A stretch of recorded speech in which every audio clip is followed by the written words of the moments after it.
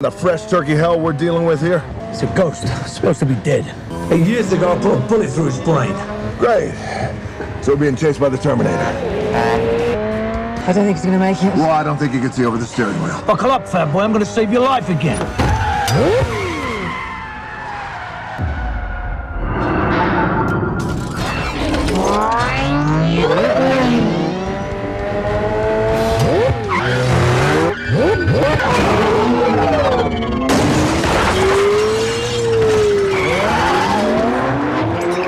Going to war then?